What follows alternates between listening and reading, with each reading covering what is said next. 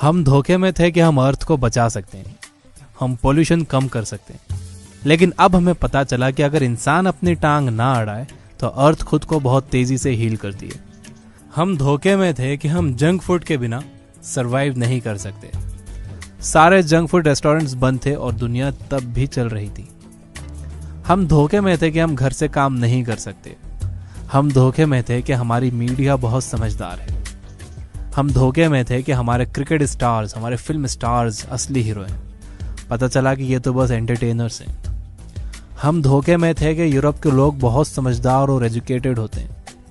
हम धोखे में थे कि कोई ज्योतिष, कोई मौलवी, कोई पंडित, कोई प्रेस्ट किसी बीमार इंसान की जान बचा सकता है। हम धोखे में थे कि तेल बहुत कीमती चीज़ है। अब हमें पता चला कि हमारे बिना तेल की कोई कीमत नहीं है। हम चिड़ियाघर के जानवरों को देखकर खुश होते थे। जब हम पिंजरे में बंद हुए तब पता चला कि उन जानवरों को कैसा लगता होगा। हम धोखे में थे कि शॉपिंग मॉल्स बंद हो जाएंगे तो दुनिया रुक जाएगी।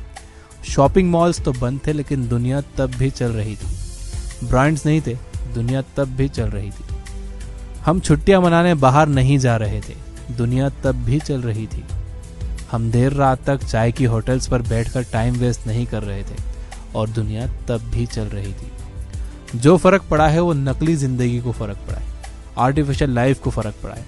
असली जिंदगी को कोई फर्क नहीं पड़ा है। फिजूल खर्ची बंद हो गई है। आप अपने परिवार के साथ टाइम बिता रहे हो। आंगन में बच्चे खेल रहे हैं, फूल अब भी खिल रहे हैं, नदियां अब भी बह रही हैं, बल्कि पहले से ज्यादा साफ होकर बह रही हैं। गाय अब भी दूध दे रही है, मुर्गियां अब भी अंडे दे रही हैं, खेतों में सब्जियां अब भी उग रही हैं और आपके घरों तक ये सब चीजें पहुंच रही हैं। हमें पता चल गया कि हम धोखे में थे।